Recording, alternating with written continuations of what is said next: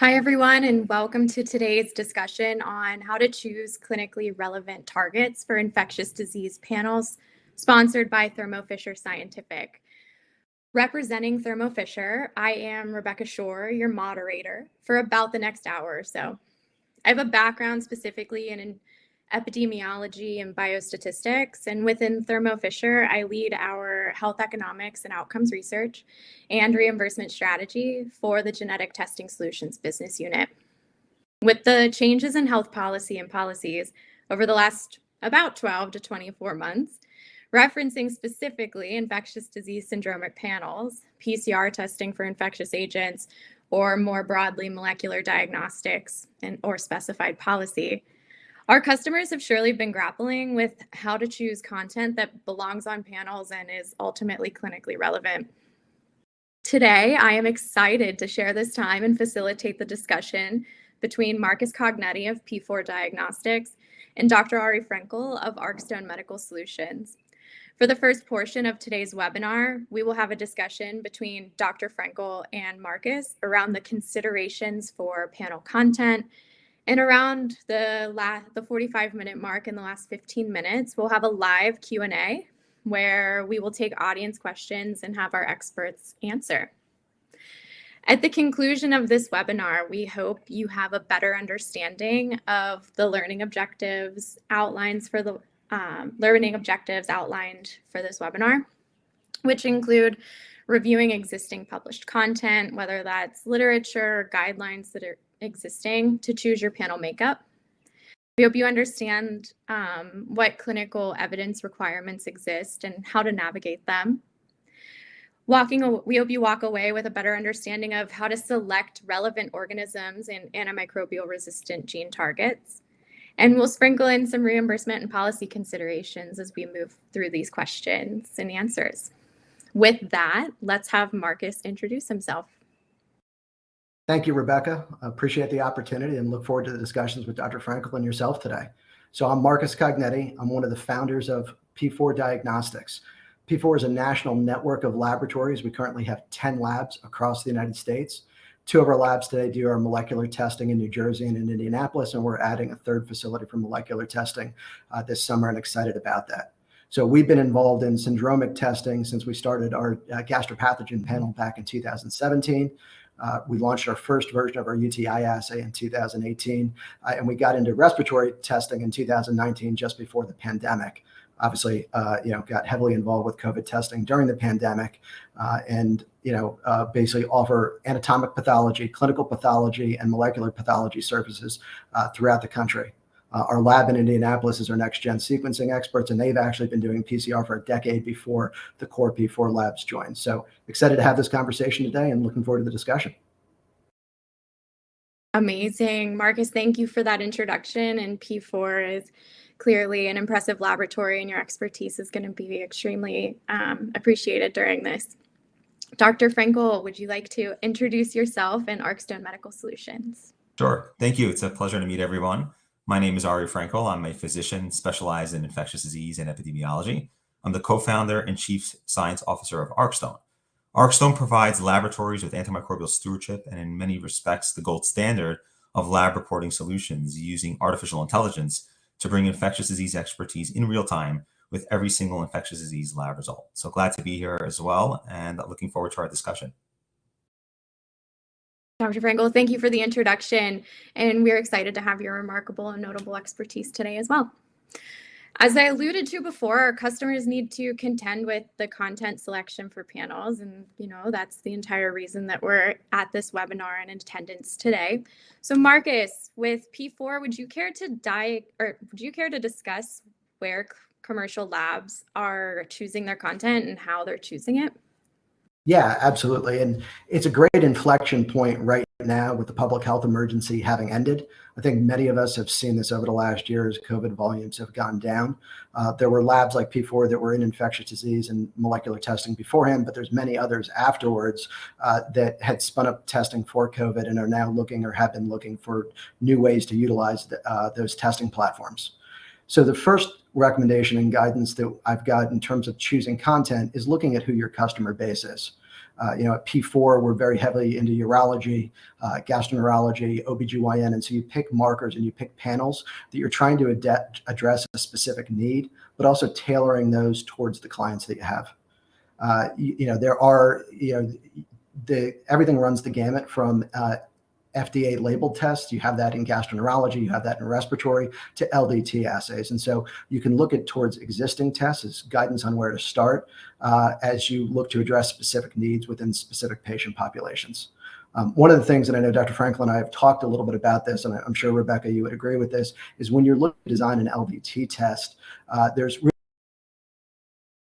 examples that maybe are a little bit suboptimal. You don't look at CPT coding for this. You need to consider what reimbursement is when designing a test, but you don't want to go through like a CMS checkbook and look at what are reimbursable. Design the test based off medical efficacy and understanding what the reimbursement landscape is going to be with your providers, but then design it towards the best outcome in terms of what that test result will look like. Yeah, I think what you're saying is tailoring to the client, and the client in your case would be a physician. And as we have Dr. Frenkel here, I think, Dr. Frenkel, do you have any input on how the labs may tailor from their content to the infectious disease physician, or putting on your public health epidemiology hat? Yeah, I would like to add to what Marcus already said, that many times laboratories will start with ready-made panels. So they'll look at some of the manufacturers who have these panels already made. And most labs find that as a great place to start when they're building their molecular panels. However, labs also look to their peers and they look at their competition for ways to improve and build upon that. So we typically see the starting point is the path of least resistance, what's already available and easy to find. And then from there, typically labs start to expand their offerings to their clinicians and add more customized customized targets for both microbes and resistance. Yeah, I think the expansion with the content selection is extremely important. And Dr. Frenkel, would you expand on the scientific literature that exists, maybe guidelines that aid in the content selection process? And can you describe the thought process and maybe what gaps or lags are present with regard to infectious disease panels, specifically within the US? Yeah, sure. There is actually a lot of data regarding the use of molecular diagnostics, including its use for rapid diagnostics in the setting of sepsis or diagnostics of STDs or certain microbes, and how to use the resistant gene data that many of these PCR machinery is capable of detecting in making an informed decision. In fact, the IDSA has a recent publication on what antibiotics should be selected in the setting of certain resistant genes. However, with that being said, many of the guidelines here in the United States have not updated their guides in regard to how to use PCR. And that is because PCR is still considered relatively new, a relatively new modality of testing, that is, when it compared to the traditional cultures and stains. And many of these guidelines that have been published are over 10 years old. So we see change happening, but unfortunately it happens slowly. And these changes are happening also outside the United States. But we expect there to be changes in some of the current guidelines in the USA very soon. Sure. I know in the US we really function on guidelines as the gold standard, but changing clinical practice from the public health standpoint, it takes about 17 years given the literature. Marcus, how is P4 tackling the current or utilizing the current literature and guidelines for their content selection, and what gaps do you see from the laboratory side? Yeah, so when we look at content selection, we do a multi-dynamic approach to this. We look at the markers that we're running. We look at new and existing literature. We also compare it to different modalities. So when we're looking at our PCR assays, we're comparing what we see out of next-gen sequencing and what we see out of traditional culture and sensitivity. We actually just put forth a publication submitted that was over 40,000 patients, where we're looking at PCR to what the culture and sensitivity results are. And we're constantly adapting to really improve upon the panel as we go forward. We're actually on our 4th generation, to give you an example, UTI panel, and they're not massive changes, but we do tweak it. And it's one of the benefits of an LDT is the ability to tweak and optimize that over time so that you don't rest on your laurels and you're constantly advancing and improving the platform. That includes even, from a reporting standpoint, as Dr. Frenkel could tell you with Archstone Medical, you look at constantly trying to make improvements to that. However, there are a couple gaps that are important from a regulatory standpoint, specifically with clinical utility and showing clinical utility studies that will ultimately impact what the reimbursement is going to be. I think we're fortunate right now that there's been a lot of physician adoption on this. And the one advantage that physician group practices that adopt this have that I don't have at P4 is that they have what the treatment was, they have what the outcome data was, and they've got the ability to publish on that. And so I think it's incumbent on all of us to continue to publish and put out what these findings are so that we can optimize the assays, optimize where they're used from a clinical standpoint, and that'll ultimately shape what the reimbursement landscape looks like long term. Thank you both. It seems to be an ever-changing and evolving landscape, right? It seems that we're continuously moving, whether that's policy, but we really need to work together in this cycle of how is this clinically relevant, how is this clinically useful, and how is this affecting ultimately the patient, right? Not just working together. And over the last 2 to 3 years or so, the US specific health policy has changed the landscape and infectious disease, PCR panel testing, molecular diagnostics, things like that. And the implementation of such policies have required an adaptation for determining panel content, as we've discussed, right? So Marcus, can you discuss the process your laboratory takes to determine specifically the number of targets that are on the panels, and how has this evolved over the last maybe 2 years? Well, and you clearly see this from a policy standpoint, that there's a movement towards what they call tier 1, 3 to 5 targets, tier 2, 6 to 11 targets, tier 3, they're 12 to 25 or more targets. And so typically speaking, whether that's a Medicare provider, whether that's commercial insurances, screening tools, they want to see down in that tier 1 category, whereas the broader applications for those chronic recurrent conditions qualify for a tier 2 or a tier 3. And those are more clearly defined with panels like respiratory and gastropathogen than they are with, a wound, with a UTI, with a fungal type panel. But they are something that federal and commercial agencies look at and review. And so you try to figure out what is the best fit for each one of those. But great example of that, quite frankly, is we've gone through the pandemic, is a lot of labs going from COVID testing to COVID, flu A, flu B, maybe they add RSV in there. It doesn't have to go to those much larger syndromic panels unless it's something that becomes a chronic condition where we're clearly not answering the question that is needed or asked for, with a smaller panel size. Altogether different than if we go to something that is a recurrent event, second office visit in 6 months, third office visit in a year, where a larger panel is going to be required in order to effectively manage that. We see that with something like a UTI test, where even if we targeted the top 7 pathogens, we're only going to get about 72% diagnostic pickup rate. That's equivalent to what culture and sensitivity statistics have shown. So we're getting a faster result out, but we're not getting something that's more in-depth. We really need to get into that 17 to 24 target range in order to get to 90, 95% from a clinical sensitive standpoint. It's interesting as we discuss number of targets, right? So where is it appropriate, and can that line be arbitrary? Is it, that we've tiered it and sectioned it and we as in the federal and state levels, right, and other commercial payers as well, but we've tiered it in a way that, are these lines arbitrary? Do they make sense? And Dr. Frenkel, how would you determine an appropriate number of targets to be on a panel? So it's a good question, and I just want to add to what Marcus already said, that there's another layer to this, and that's the capacity of the machinery the labs are using to get these targets. Some are bound by more or less. So besides for the reimbursement side of the equation, their actual capacity based on the machinery also plays a role in how many genes or how many organisms they can test for.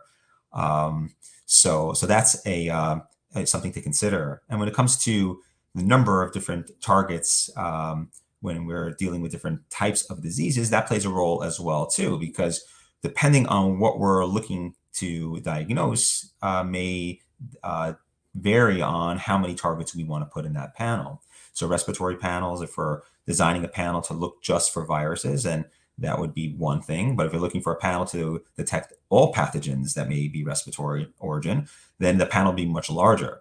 And so that's important for the clinician to understand that these panels are bound and they could be specific to certain types of diseases, or they could be designed to be as general as possible.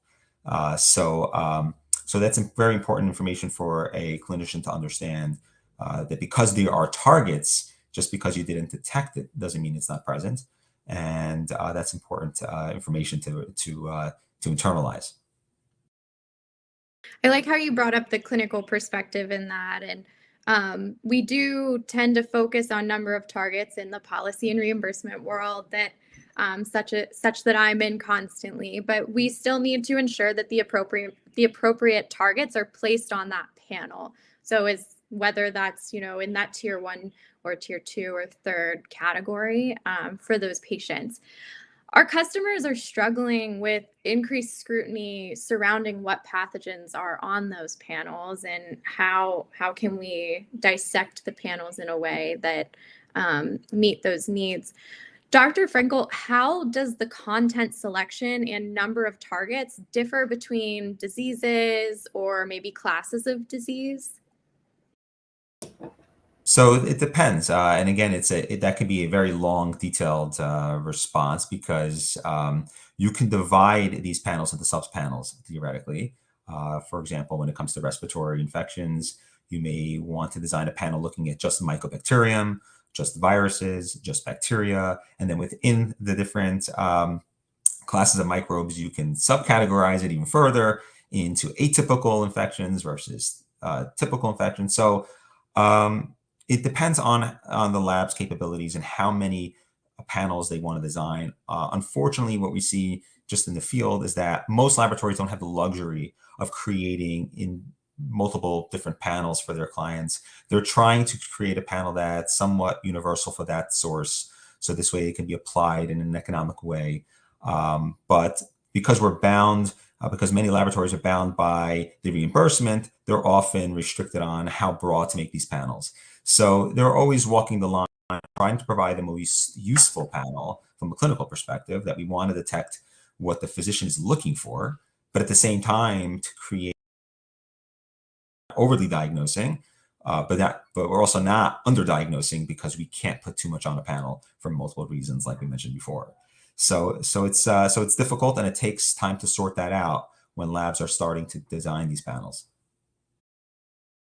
Marcus, when P4 are starting to design their panels, how are you taking into account the balancing act between number of targets and the increased scrutiny we're seeing around the content selection? How are you differing? How are your number of targets differing between your disease states or classes? Yeah, so on things like respiratory, we tend to have a lower number of targets, moderate number of targets when it comes to gastropathogen, a larger number of targets with UTI. But again, those are different populations that we're looking at. On the respiratory and on the gastropathogen, those are really upfront screening type tools with somebody who's symptomatic. On UTI, we're only really using that product in a chronic recurrent state. But one of the things that Dr. Frenkel brought up that I think is very important is how you run the test gives you different capabilities or limitations. So if you're using spotted 96 or 384 well plates, that's different than if you're using an array technology where maybe you can have a more diverse subset of targets and then bioinformatically masks those where it may not be appropriate or the test may not be ordered, but it gives you the bandwidth to be able to run more targets. And one of the nice things I can say overall, we've seen this from the pandemic, we've seen this from some of the technology that Thermo's made available, is the cost to run these tests is coming down, especially on the LDT side versus the FDA labeled side. So there is the capability of being very cost effective with running these in a larger spectrum, but making sure that we're not doing so simply for a billing standpoint. It's really for the diagnostic and medical efficacy of what we're running. That's great. I'm glad to see that we're walking that line between what's going on, both the balancing act for content selection and number of targets versus the actual number of panels. From the epidemiological perspective, public health officials want to see how disease is spread through the population, and it is inherent to the overall epidemiological thought process. So as the SARS-CoV-2 pandemic really took place, Dr. Frenkel, you've discussed how now labs are starting to uptake both COVID-19 testing, flu testing, flu AB, and RSV testing. The epidemiology really became a household topic during the pandemic with how the diseases are spreading through the populations and, contact tracing and all the buzzwords that we remember hearing throughout that time. And while we do tend to discuss our patient-specific care, public health and populations may also need to be taken into consideration when we're synthesizing a panel. Marcus, how is P4 taking into account patient populations for the use of panels and how this is impacting your content selection for those panels? Yeah, it's a good question and something that we're constantly under review on. You want to look not only at the panel that you're addressing, but also what's the subpopulation that you're addressing. So give a couple of explicit points here, but we talked about UTI, so I'll talk about it one more time. But you've got targets like a group A strep, and I've had multiple PhDs in microbiology tell us how important group A strep is in UTI. Well, the truth about it, it's important in the pediatric subpopulation of that. You're not going to see that in a healthy adult. So if you're in a healthy adult, you really don't need group A strep as part of your panel. So that could be something that is either an add-on or, as discussed earlier, maybe you bioinformatically mask that and reveal that when you have a pediatric patient that comes in. On the opposite end of that, you've got people that are geriatric in nature. And so you occasionally will see gastropathogen targets in a UTI case. Those include Bacteroides fragilis, Salmonella, Campylobacter. Really what that is that's a causative event because you're in adult diapers. And that's something that we're seeing is, whether it's a nursing home or somebody that has had a prostatic procedure and they're in a diaper, those start in the gastropathogen, move up into the urinary tract. And so those targets might be, again, applicable for somebody who's in that state, but it's not going to be applicable for a healthy person that is in the middle of their life. And so we look at that and either have add-ons to those panels, or we bioinformatically mask and don't report those out so that we're really not overdoing it from a test, the whole spectrum if needed on a specific patient. It seems that, P4 is doing a great job at masking those targets and really determining what's appropriate for those patient populations to be tested in, rather than overdoing it and billing just for billing purposes. So that's amazing. But Dr. Frenkel, how, with your background in both infectious disease and public health, how would you consider taking patient populations into account for panel composition? So I want to touch upon some of the things that Marcus spoke about and add as well to that. The patient population is actually very important because of many of the things that Marcus mentioned. When we're looking at microbes, some microbes naturally exist in certain patient populations. He mentioned pediatrics, group A strep, very important pathogen. Certain microbes we'll see in the elderly population, we might consider colonizers or contaminants, but when we see in other settings, it's something we need to take seriously. And because PCR and molecular in general is so specific and so sensitive, we're going to pick up these microbes across the board. So laboratories and clinicians need to understand how to interpret these results when they come back to the laboratory. And that's part of what we do at Arkstone, is we provide that interpretation so that there's no overtreatment, or we don't ignore an organism that actually matters in a certain situation. So molecular, fortunately, is being used across the board. We're seeing it in pediatrics all the way up to long-term care and rehab, nursing homes, urologists, gynecologists, pulmonologists, wound care physicians, and so on. So when they add molecular to their toolbox, now they have more capabilities. They're able to do things they weren't able to do before. It opens a whole new world for rapid diagnostics for them, but it comes with a bigger responsibility in understanding how to use this tool as well, because it's new and it could be misinterpreted. So the population matters. And going back to what we discussed before, labs don't have really the luxury, from just my experience being in contact with so many laboratories, of creating these panels specific to the population. So they're struggling with that line again of how do we design a panel that we could market, so to speak, to a doctor who does geriatrics and a doctor who does pediatrics, with not so much variation in the panel. Because what ends up happening is it becomes costly to design different panels for different populations. But under ideal circumstances, that's what you ought to do. I would imagine you would have a panel not just specific to the population, but even to the syndromes you're looking for. And hopefully, as we see molecular expand and the data trickle in on how useful it is, there will be an opportunity for laboratories to develop this, and it makes sense for them economically as well. I like the reference that you added to the toolkit that labs should have, right? And the toolkit for the addition for these differing panels between the populations of people, or the toolkit maybe in referencing antimicrobial resistance markers. It's something that I know I've gotten a lot of questions about, and I would love the take of both of you as the experts for the antimicrobial resistance markers that we are utilizing on PCR panels. And they've been a prominent conversation piece because policy's really not outlined the antimicrobial resistance to the extent that it has the pathogens. So we have these boundaries around our pathogen targets, but now we need to understand how is AMR relevant antimicrobial resistance. And Dr. Frenkel, can you comment on maybe the benefits and barriers of antimicrobial resistant gene detection? Specifically, can you speak to the sensitivity versus resistance? Yeah, absolutely. And this is a very common question and a very common source of confusion. When we talk about toolbox, I like to use that analogy because I think of a hammer and a drill as serving similar purposes, but not exactly the same, and sometimes not interchangeable. And that's how I see sensitivities and when it comes to resistant genes. They may be similar in many ways because they tell us about whether something is resistance, but they're not telling us exactly the same thing. And a lot of it's not interchangeable.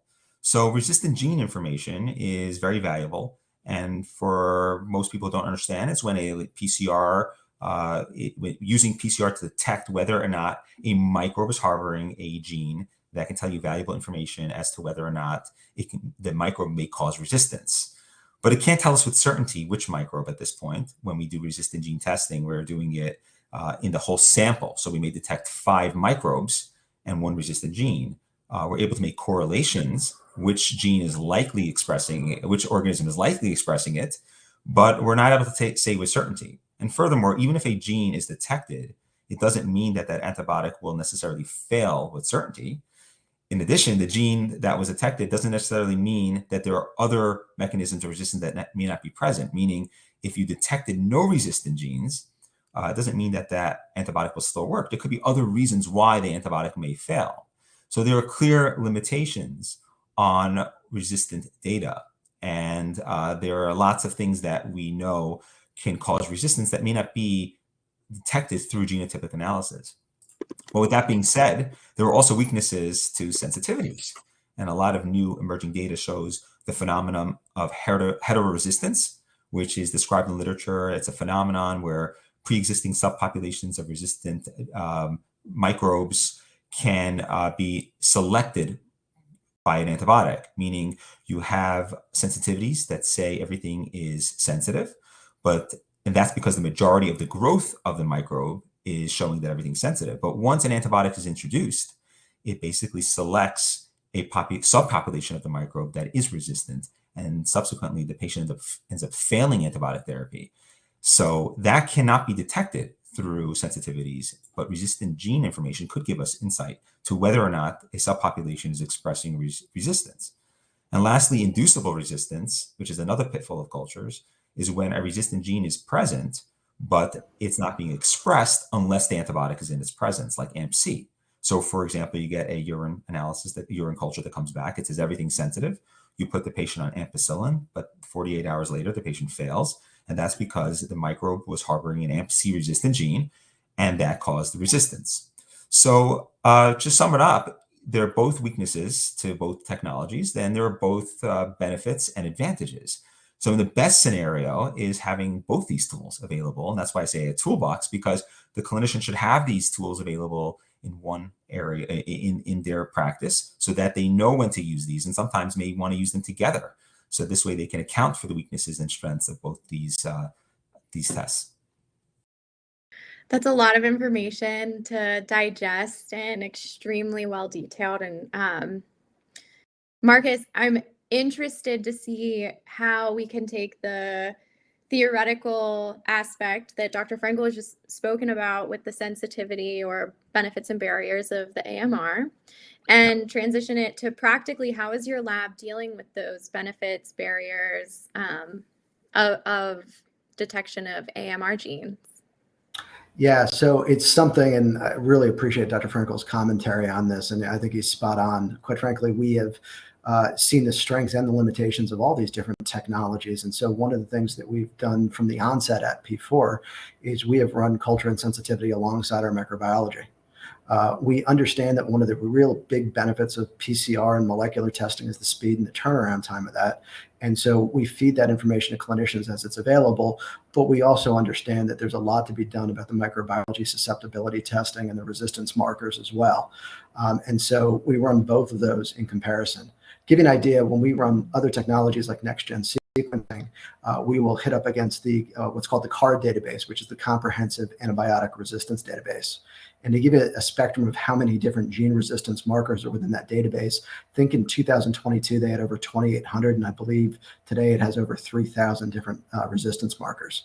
So in any of our PCR assays, we're only taking a handful of those resistance genes and being able to display them for the clinicians ultimately. Now we're trying to obviously curate and select the most common ones targeted to the pathogens that we're testing for so that they're more relevant in terms of overall scope. But it is important that we do get that susceptibility and that resistance data from microbiology to complement all this.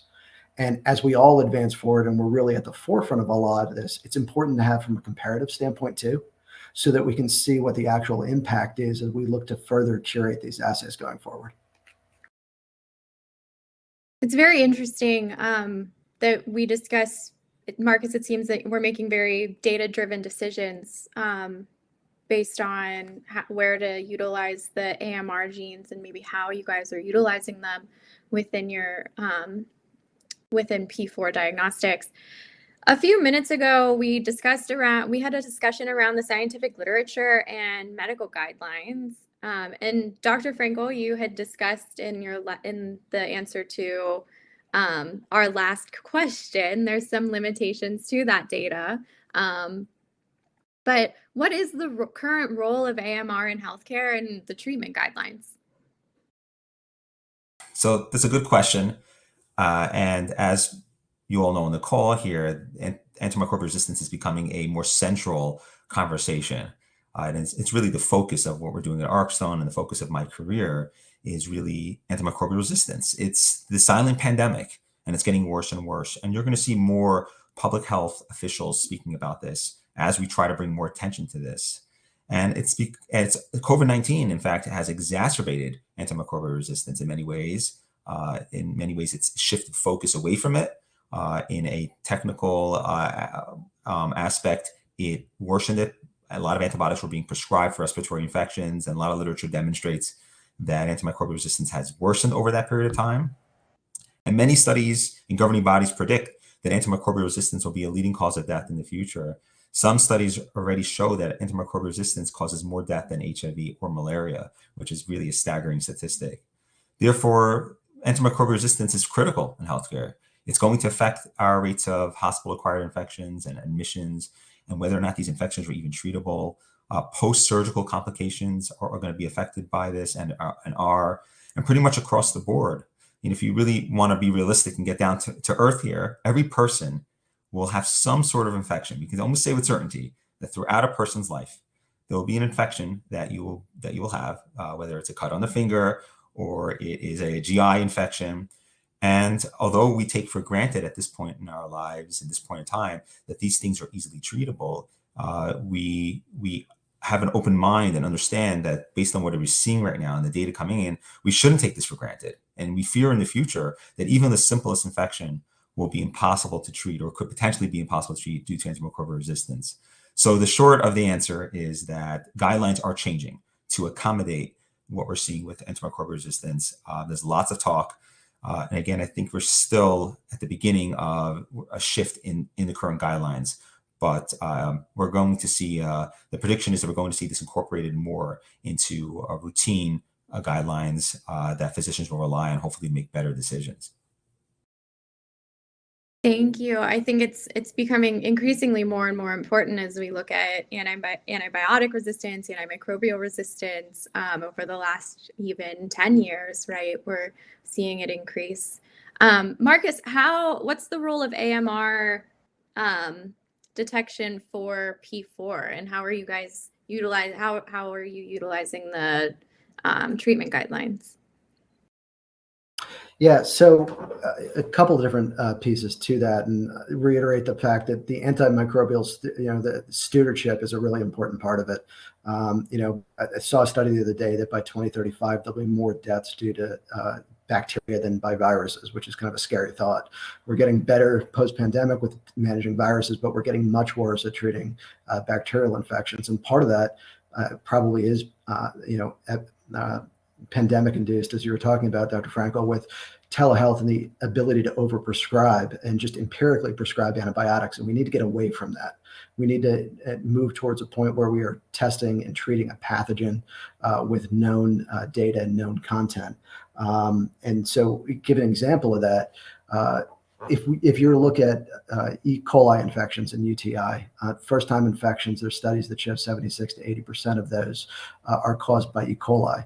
But if you have a chronic recurrent condition, so second visit 6 months, third visit in a year, our statistical data that we just published shows that that number drops to 47 to 48%. But of that, only 26% are E. coli alone, 21% of those polymicrobial. Very oftentimes you might get something like a ureaplasma or a mycoplasma that's along with that. And so where that's important is that actually does change the potential treatment that you might give. If you were to look at Johns Hopkins or Sanford routine treatment guidelines, you'd be looking at like a trimethoprim, you might be looking at a ciprofloxacin. But if you had that polymicrobial event, levofloxacin is going to be a better treatment alternative to that.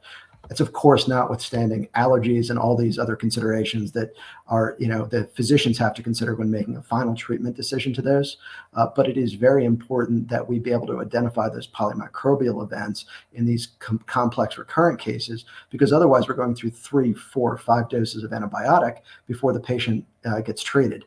And as you have these polymicrobial infections, they're passing these gene resistance through plasmids in a process called transduction, and that really exacerbates and proliferates these antibiotic resistant rates that we've seen. We had a case back in 2018 when we were early on in this, where we actually saw it was a Klebsiella case, and all 18 gene resistance that we had kind of lit up for Klebsiella. And so fortunately it grew out. And we ran it on 2 different microbiology platforms, and it showed resistance to every pathogen that our Vitek and our microscan units showed. Our microbiology team wound up plating it out, found something that at a very high level might work, but it shows you just how aggressive, and that was the worst case we had seen to that point in 18 years as a clinical laboratory. And so a problem that is worsening, and better detection so that we're treating based off evidence and not empirically is really what we all are trying to achieve here. I think the case study that you just brought up was great. It's, if a patient needs treated with 5 different types of antibiotics, how does that impact their overall quality of life and ultimately for policy, in the payers, what does that do to their overall healthcare utilization? So we're both impacting the quality of life of these patients by treating them faster and getting them back to their normal selves faster, but also the healthcare utilization aspect, and that goes to quality of life as well, getting them out of the hospital, out of those visits, and that utilization benefiting the patients all over, which makes antimicrobial resistance seem very important for the treatment of these patients. So we don't know, however, when do we actually know that they're appropriate to add to the panel? Dr. Frenkel, would you take that question? Sure, sure. And it's actually a complex question to answer because it actually depends on the source of the specimen and what microbes are being tested for. So it really depends on the microbe side of it. So when you're testing for just the viral pathogens in a respiratory specimen, where antibiotics are unlikely needed in the first place, testing for resistant genes may not matter in that scenario. But if you're testing for wounds or urinary tract infections or respiratory infections that may have bacterial etiologies, then you want to make sure you include resistant genes because that's a method of tailoring antibiotics appropriately. So really, it depends on what you're testing for on the microbe side, so that you know what genes to look for that are parallel to that. And that comes back to what we spoke about before, designing the panel. So you almost want to design the panel backwards in a way, where you're looking, okay, what are we trying to diagnose? What are the most common microbes?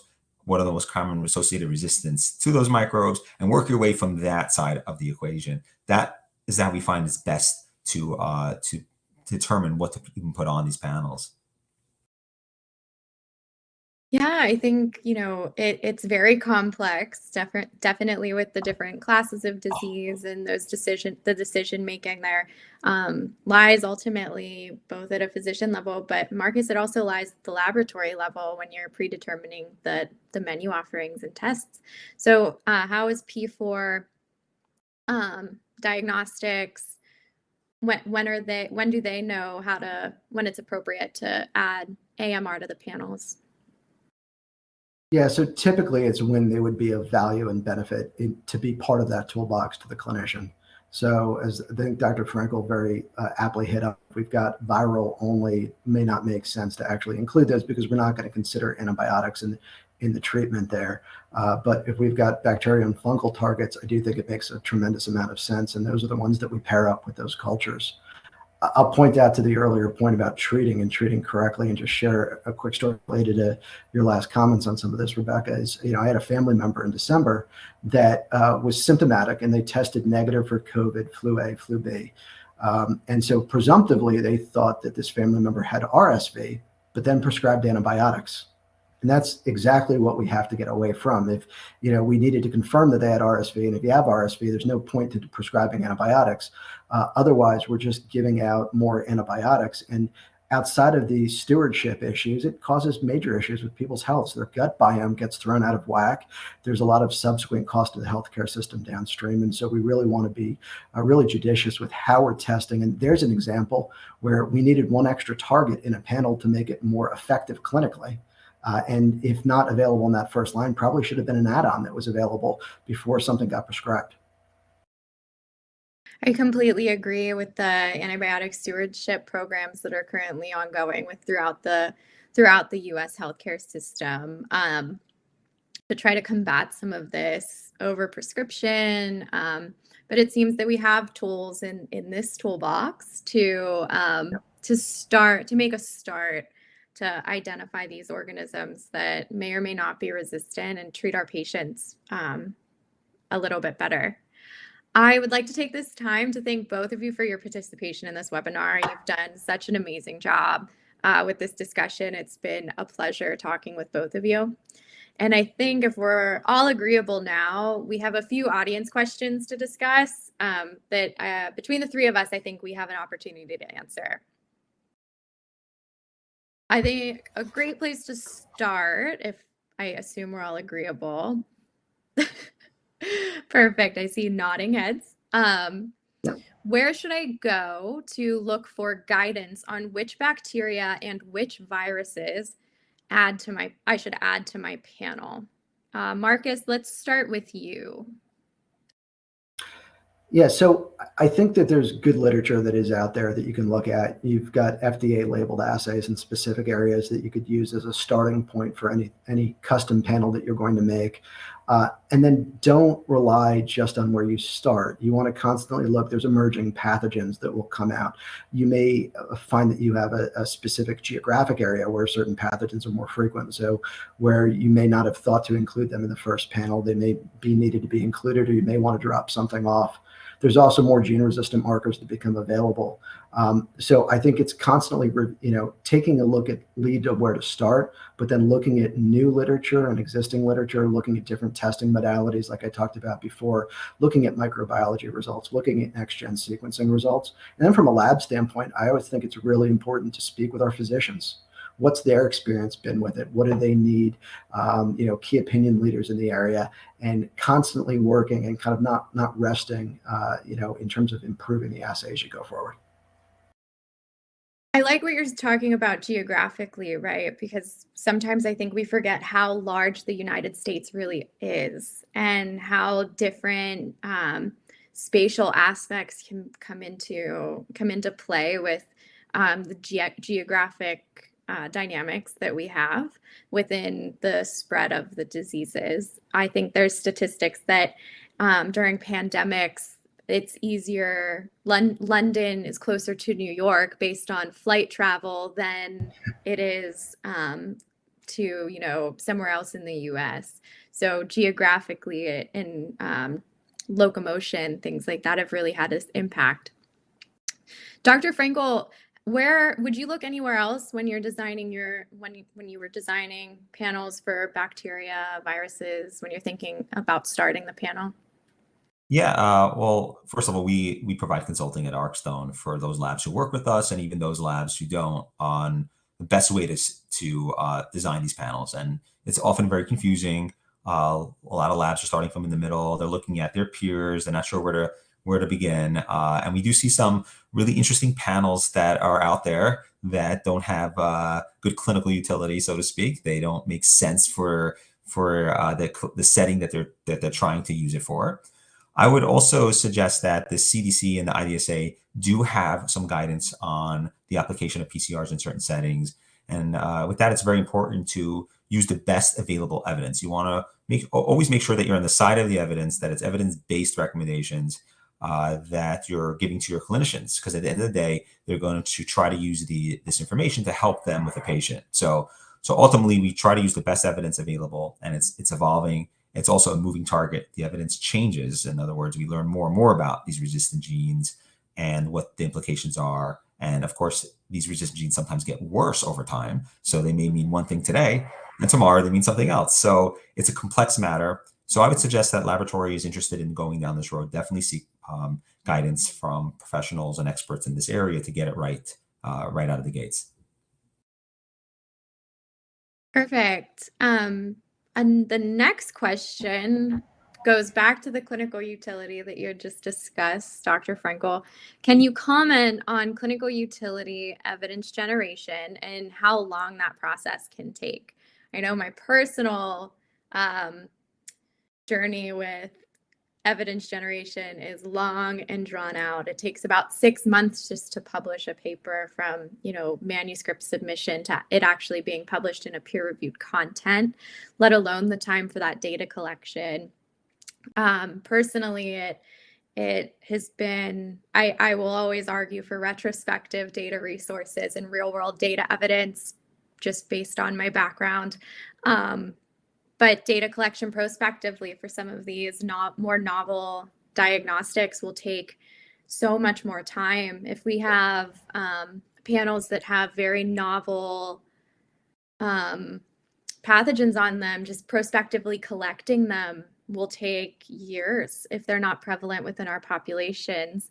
So tying in what we've talked about with how frequently and what's the incidence rate of these diagnoses, things like that. Do we have any commentary from either of you two or Dr. Frenkel, would you like to start with the longevity of evidence generation? Sure, and I agree with everything you just said. It takes a long time to go from data to publication from start to finish. In fact, we have a study that we are starting, and the estimated time for that was 18 months. And that's if everything goes well. So it's a long process. We know there's a lot of ongoing studies. Marcus had mentioned many of the exciting studies he's doing, and they have advantages of being able to compare cultures with molecular data. So I'm very excited to even see those results when they're ready. Marcus, you'll let me know, I'm sure. So there's a lot of evidence and data emerging. And the evidence could be specific to certain scenarios. Like, for example, some of the strongest evidence has to do with sepsis or in the setting of STDs. But that may not be, you may not be able to apply that evidence to that's something outside of that specific scenario. So it's really important that studies come out that can generalize how to use a lot of this information. So it'll take time to update the guidelines and incorporate molecular into the current standard of care. The CDC does note that in many cases, as it stands right now, PCR is the standard of care in many situations, like, for example, detecting pathogens in meningitis. The CDC is obviously on board with molecular being the gold standard for many situations. And STDs, of course, and HIV, of course, we know molecular has been the gold standard since the very beginning. But this process is, again, it's ongoing. It takes a long time. And we're hoping that there are ways to expedite this so we can have this available, this discussion in general in medicine, that if it takes so long to turn the ship, what about the patients in the meantime? Should we exclude them from the ability of getting access to some of the newer technology because we're not there yet with the studies? And then the flip side is, can we go forward without having the formal process of peer review and the data being checked by multiple different sources to make sure that it's accurate? So it's ongoing and complex, and unfortunately takes a long time. Yeah, I think evidence generation, and I always discuss the traditional research definition as we move through these conversations of how do we generate this evidence. And Marcus, it seems that you're all doing some studies that may be that traditional research where we're looking at those patients and comparative studies. Would you care to comment on the longevity of those studies? I mean, the data that we're looking at, it's taken several years, quite frankly, to capture. So, in some cases, I think we're going back to 2020. So we're looking at 2-3 years to capture that, writing the paper, going through the publication process. But I think it's important that labs, one criticism maybe of the lab industry is to more proactively publish and work with physicians to publish what those outcome data are, because cumulatively we can cut down on some of the times if more labs were to get good, well-written publications that are out there that speak to the utility of this. Quite often we get an emerging technology, everybody rushes to utilize the testing, but we don't do the hard lifting and the heavy lifting of going back and doing publications so that information is out there, so that it can help influence and shape the guidelines going forward, and so that we can figure out how to optimize different aspects as we go forward. So I think there's an opportunity. It's the reason we've really at P4 enjoyed working with our physician partners on this, because they have a lot of that outcome data, and it gives us a much faster capability of publishing more meaningful data, looking across multiple diagnostic specialties, but then also looking at what those outcome data look like. I think all three of us have just agreed that it is a lengthy and long process. The next question for the audience, I think we have about time for 2 more. If we were to tie together the target list and target patient population, is it better to take a broad approach? Dr. Frenkel, would you possibly maybe elaborate on the use of broad target panels? Yeah, and the simple answer to that question is it depends. What source are we targeting? Like we mentioned before, are we concerned about certain types of infections in that particular setting? In other words, for most cases, a one-size-fits-all may work, but physicians and clinicians have to be aware that medicine, of course, is not a one-size-fits-all model, and in the same situation, when it comes to this, it's the same idea. So we may have a different set of organisms that we're concerned about in a pediatric population versus geriatric, like we mentioned above. The harder part of this conversation is that most labs don't have the luxury of designing these specific panels for specific situations. Therefore, a broad approach is sometimes the most practical approach. So I think that's where laboratories, again, are walking that line. How do we create the most usable panel that's going to hit the most common organisms? But clinicians need to take into consideration that, again, it is a broad panel. So it may not be specific to what they need for that scenario, and they always have to keep an open mind to that.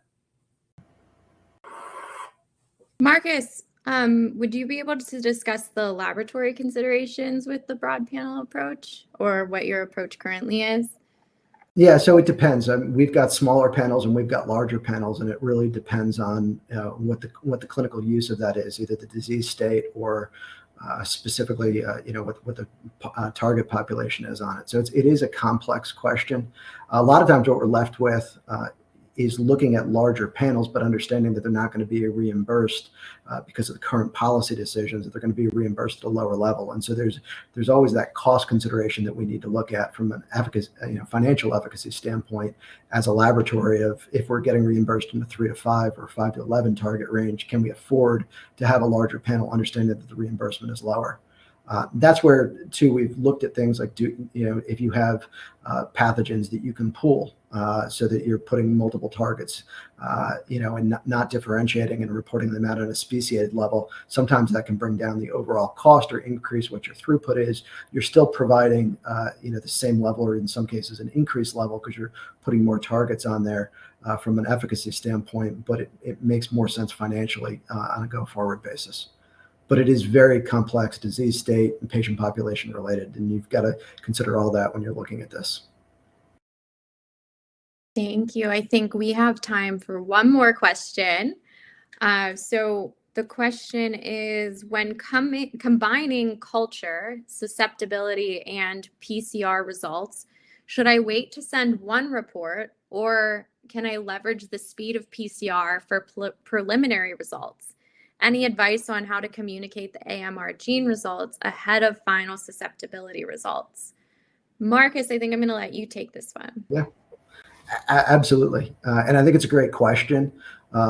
So our approach at P4, as I've stated, we run the molecular results and we run the culture and sensitivity results. And I would tell you, when we first launched with this, we waited till this culture and sensitivity results were out, and we did not find, in feedback from our physicians, that was particularly helpful. Two of the huge benefits to PCR testing: yes, increased sensitivity, increased polymicrobial detection, that's all true, but also the speed of the test, being able to get a result out within 4 to 6 hours versus waiting 48 to 72, or in some cases longer, on culture and sensitivity. And what we're really trying to do is give the clinicians information as quickly as we can so that they are going to make an informed decision on treatment. So we had a great seminar with 2 of our urogynecologists the other day, and they consider aspects of how much pain is the patient in, what day of the week is it in, are they going to go into the weekend? So if we can give them results that are actionable sooner, that gives them more information to treat versus just treating empirically based off of pain or symptoms, and that wanted to make sure and mitigate an opportunity for a patient to go into an urgent care clinic or an emergency room over the weekend. So we do publish, because of that, the gene resistance guidelines that we get. There's an important physician education piece to this, of making sure that those are not an absolute, but they are a tool that can help guide the treatment decision. So let's say you've got a pathogen and you've got a gene resistance to that pathogen, say for fluoroquinolone. Well, stay away from, consider not giving Cipro. It doesn't mean that the drug that you give is definitely going to work from a susceptibility standpoint. It also does not mean that the patient might actually have some susceptibility to Cipro because maybe that gene, wasn't expressed, or what was downregulated. And so there's considerations to all this. It's not an absolute, but we do think it's very important. The speed benefit of molecular is critical, and getting that information to the physician so that they can use that as part of their toolbox to treat is important in doing that. Dr. Frenkel, from a medical perspective, with the antimicrobial resistant gene results, would it be better to know before, or would you prefer as a physician to have them combined? So I want to second what Marcus said. He said it very well. And I think there's a value to having the PCR as a preliminary report for immediate action. And we see lots of data as it pertains to this method in settings of bacteremia and sepsis, where a patient comes into the hospital unresponsive and in septic shock, and PCR can give the results back within an hour or 2 hours. And this way you can tailor antibiotics with those results and give the patient the best shot of surviving until cultures come back. And then when cultures come back, you can use the data collectively. We have a combined report at Arkstone where we take the molecular data and we take the culture data and we put it all into one singular report, so the clinician knows how to use that information. There may be discrepancies. It may like Marcus said, there may be a scenario where it may be sensitive to a fluoroquinolone, but a resistant gene is detected. And of course, in that situation, we would say avoid just in case. We want to always use the precautionary principle when it comes to these scenarios. But certainly PCR has a role in being a preliminary report in these settings for the rapid result, the accuracy of PCR. And so, and in the most ideal situation, and I'm glad to hear Marcus is doing this, the cultures confirm the findings or perhaps give you more information so you switch gears at some point to make sure that you don't miss anything. So, so yes, there is value in providing that. And hopefully more clinicians see that and more laboratories jump on that, because there's definitely a clinical value here in providing both these technologies simultaneously. With that, thank you. I want to take the time to thank both of you for participating in this discussion. I know that I've learned an exponential amount more about panel content. Also have a lot more information in this toolbox, as we've said multiple times, that we can utilize to really make sure we're choosing the right panel contents and targets. And so thank you both so much. So thank you again to Dr. Frenkel of Arkstone Medical Solutions and Marcus Cognetti of P4 Diagnostics for your time today and your such important research. We would also like to thank Labroots for helping us with this webinar and our sponsor, Thermo Fisher Scientific, for underwriting today's educational webcast. Before we go, I'd like to thank the audience for joining us today and for their interesting questions. Questions we did not have time for today, and those submitted during the on-demand period, will be addressed by the speakers via the contact information provided at the time of registration. This webcast can be viewed on demand, and Labroots will alert you via email when it's available for replay. We encourage you to share that email with your colleagues who may have missed today's live event. And until next time, take care, everyone, and thank you.